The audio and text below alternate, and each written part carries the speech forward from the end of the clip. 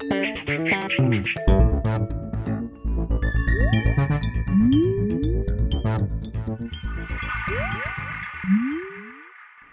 everyone and welcome to the Vortex, where lies and falsehoods are trapped and exposed. I'm Michael Voris.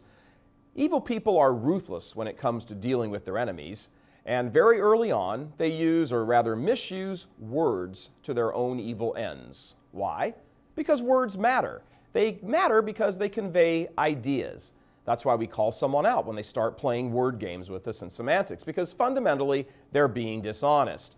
Politicians have known this for years, and so they name various laws with very innocuous sounding names. Hitler and his Nazi thugs didn't call their plan the "let's gas every Jew in Europe and incinerate their carcasses in ovens" act. They called it by a rather bland sounding name, the final solution. When baby killers want to keep the abortion mills cranking at top speed and churning out profits, they don't refer to this by the social slogan of the freedom to slice up your child and suck out the parts into a vacuum aspirator with little gyrating knife blades on the nozzle tip. They call it the freedom of choice. They, of course, happily skip over the part about what is being chosen.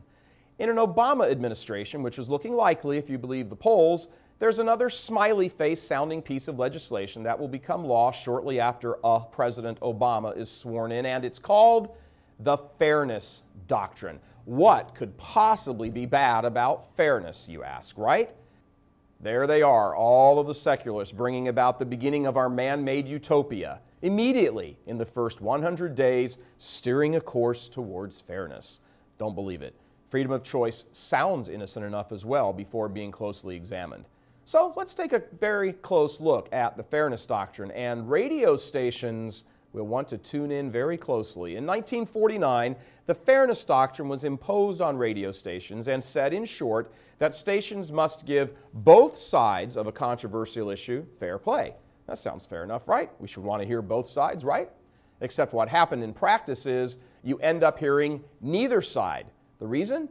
Because one side of the political spectrum would hear something it didn't like. It hired attorneys, filed complaints with the FCC, who sent in their own attorneys. The station attorneys had to be called in, and hundreds of hours of lawyers' time amounting to millions of dollars of lawyers' bills simply made stations give up and switch formats.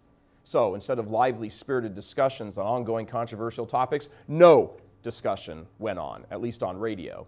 But in the major media outlets, up-and-coming television news and the old guard liberal newspapers, these continued shoving the liberal agenda down people's throats for 40 years. Then came Ronald Reagan, and he became president, and eventually the Fairness Doctrine was dumped in the late 1980s. By the time Bill Clinton came to office in 1992, the First Amendment right to free speech was in full bloom. Rush Limbaugh was on his way to immortality, and others followed. Michael Medved, Michael Savage, Laura Ingraham, Sean Hannity, and on and on and on, lots of others, including many unabashedly conservative religious broadcasters. This huge conservative talk radio crowd began having an effect on the population.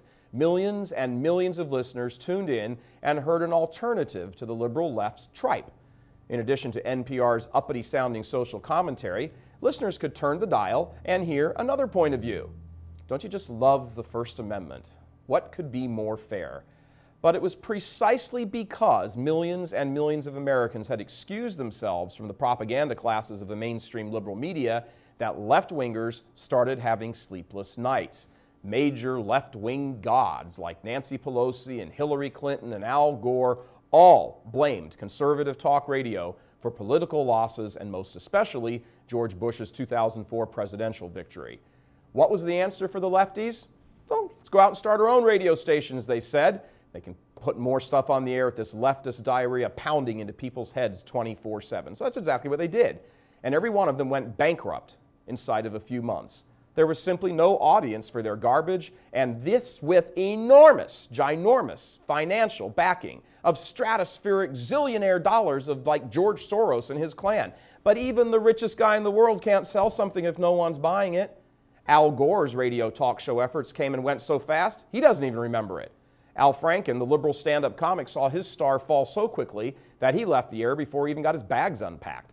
The latest liberal radio network effort was called Air America.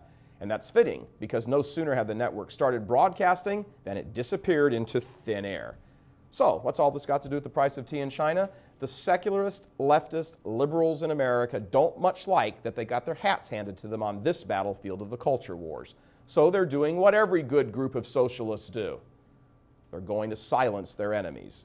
John Kerry, Nancy Pelosi, Richard Durbin, and many others have all said the fairness doctrine needs to come back, and they plan on doing that under President Obama.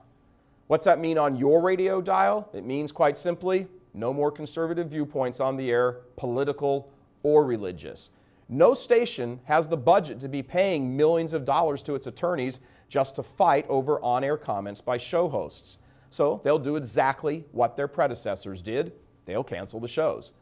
But what's different this time around is that now many stations and networks have sprung up to present the conservative traditional view on things like abortion, patriotism, homosexuality, war, politics, etc. If Obama becomes the president, those stations better start thinking about abandoning their missions and switching to country music formats.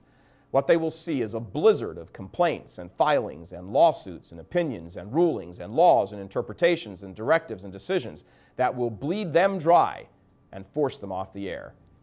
And that's the goal, after all, of all these lefties, to silence the opposition so their agenda may come to fullness. Remember the book burnings in pre-World War II Nazi Germany?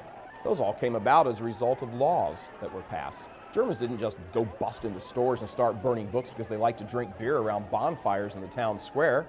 They were following the law and eliminating the intellectual input of their opposition. Same thing happened in Marxist Russia and under Chairman Mao in China. Silence the leaders, and the rank and file will get in line soon enough.